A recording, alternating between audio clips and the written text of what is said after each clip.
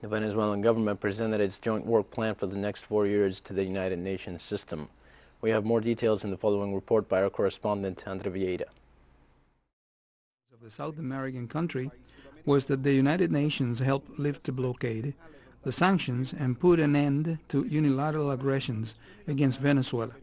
The representative of this international system acknowledged the impact of the attacks on the society.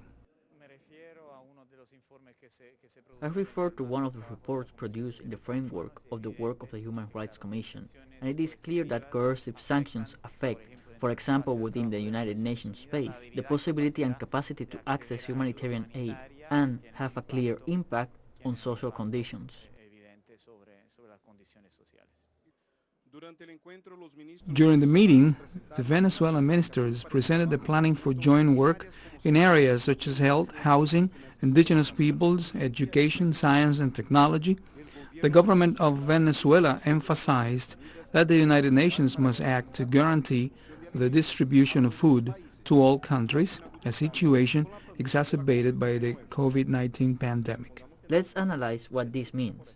For example, some speculated with the vaccine issue.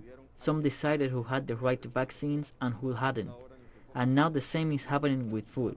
That's exactly the role that the United Nations must play, to claim that all countries within the system have exactly the same rights, and coercive forces of one nation over another can simply not be accepted.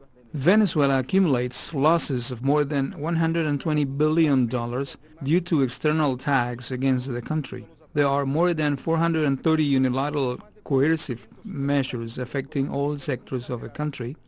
Faced with this scenario, the government and its people are resisting and creating mechanisms to advance the country's development. Viera, Marcos da Silva, teleSUR, Caracas, Venezuela.